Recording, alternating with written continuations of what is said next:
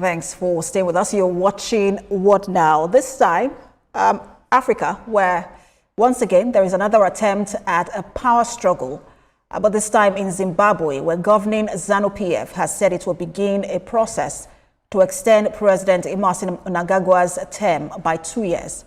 Now, if that plan turns out successful, President Mnangagwa potentially will be in power until 2030.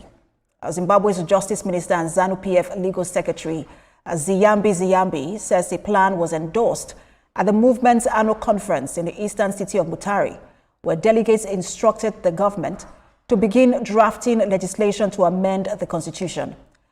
President Mnangagwa, who is 83 years old, is constitutionally required to leave office in 2028 after serving 2 terms. Legal experts say any ambition to keep him in office would require a constitutional amendment and potential referendums. His party controls the parliament, giving it significant leverage. But rivals in the party, aligned with the Vice President Constantino Chiwenga, are openly resisting an extension of his tenure. Now, for this ambition, seeking the elongation of the term of the Zimbabwean president in office, I'm joined now by international affairs analyst, as well as an international journalist and communication strategist, Paul Jimmy. He joins me on the news from the UK. Good to have you join us. Thank you for having me, Precious. Mr. Jimmy, to look like every time we have a conversation with you is on Africa, and then it's always on, one part or so or the other. I'm sure by now you're almost tired of having this conversation. But in Zimbabwe, you will remember that after his re-election in 2023, President Mnangagwa did say that he described himself as a constitutionalist and said he would not seek a 3rd term. But now he has not responded to this, which means that he seems to support it. Speak to us about what you make of this latest push, of the boundaries of presidential powers in Zimbabwe and that the attempt to rule beyond constitutional limits. So, to begin with, if you believe politicians, then you can believe anything and everything, because they are known to be speaking with, 2 sides of their mouth. So he made that commitment that is a constitutionalist, a very close ally of, former president, long-term and independence president Mugabe, who was forced out of office.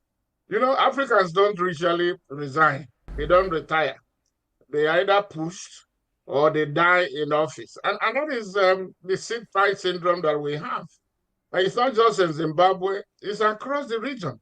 So he has not even finished the 3rd term, the 2nd term, which he won in 2023. And at 83, he's looking for tenure elongation.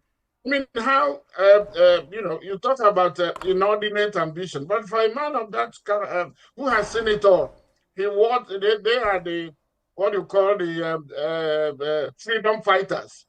And here you are trying to, what you haven't achieved now, in Zimbabwe today, if Mugabe was repressive or did not allow opposition or lost it at one stage, under him, this 2nd term, there is nothing you can talk about. Economy has tanked.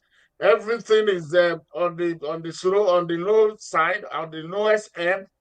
And then you wonder, you have not completed your 2nd term and you are thinking of. And this is the type of constitutional coups and then electoral coups that usually encourage the military to come in. Okay, well, they haven't done it in maybe in Southern Africa and other places, but you are just luring them. You are cutting, violence. You are cutting, disorder, chaos. I mean, that is the only way to describe it. Because otherwise, what else? What he has not offered, he has not delivered on how many years that he has stayed. Meanwhile, he's not thinking about staying there maybe to die in office, apparently.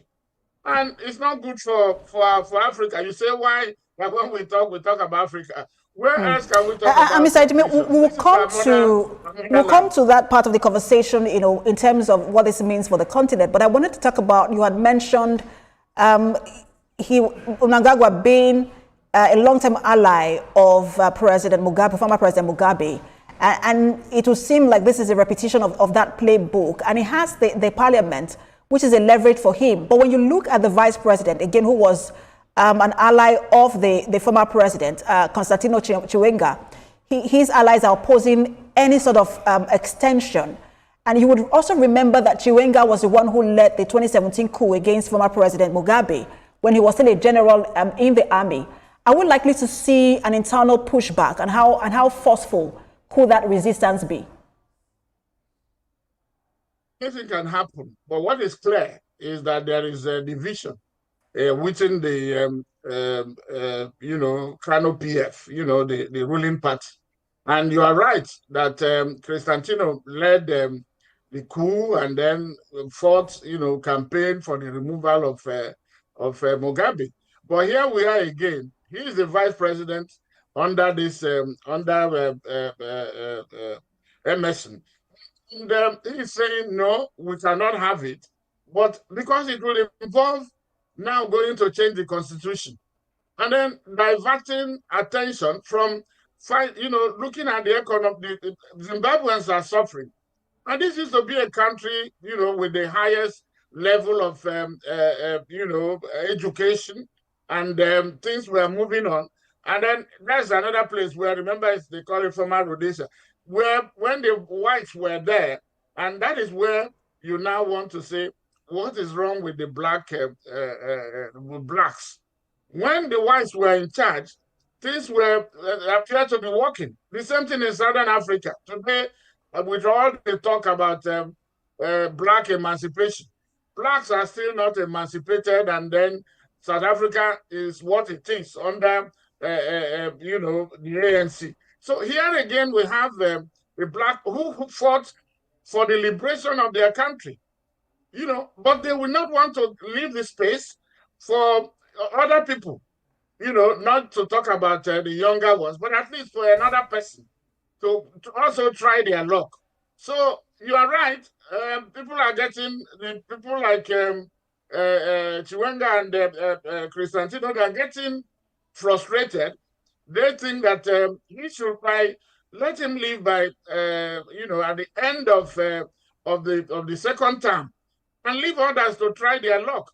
Because only somebody who is bringing something to the table, who is delivering, who has brought improvement, who has brought development or progress, that is the person who can. And you don't even need to campaign for it, because when they say that a good product does not it sells itself, you don't need advertising. But here you have people who have not delivered. They are forcing themselves on the electorate, and you wonder. In fact, when that announcement was made at the ZANU-PF conference, people were cheering, and you are saying, okay, what is it that they are?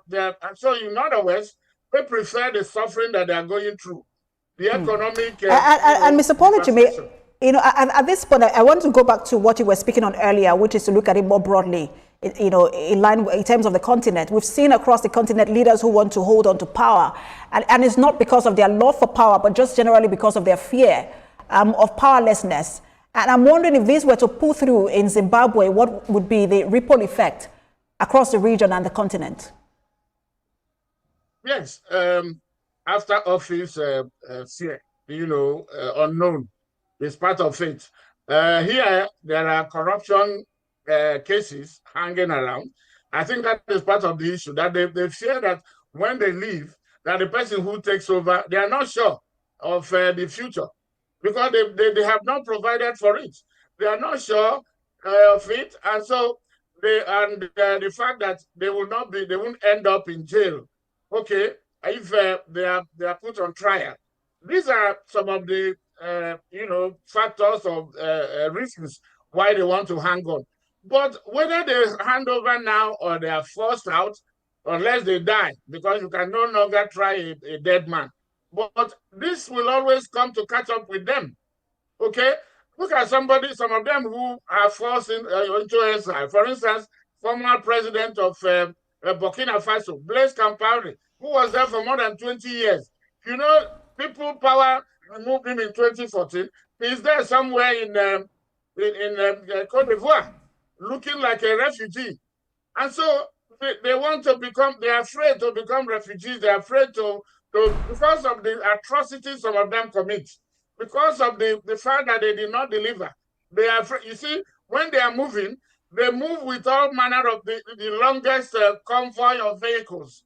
You know them by the vehicles and the insecurity, because they can't come out. Remember, can you imagine the former president of South Africa, Mandela, coming out on the field to be cheering and be shaking people? You've seen them. These people cannot do it because they're afraid of their own shadows, because they have not performed. So whether they like it or not, that non-performance will come to haunt them, whether on edge or even into their grave. Well, it's just a lot to talk about, but we do have to leave it there. Always great to have you on. International journalist, international affairs analyst, and communication strategist Paul Ejime. Thanks for talking to us. Thank you, Precious. Well, I hope you can just leave me at simply Paul Ejime and not these your titles. Thank you. Well, you've used your title. You've earned it. Thank you for your time. Okay. Have a nice day. All right. Well, that's what now. We have our eyes on Japan, where there is a new first female leader. We have our eyes on Cameroon, where after the election, it looks like there is a part or so between the president, Biya, and the opposition leader, Bakary.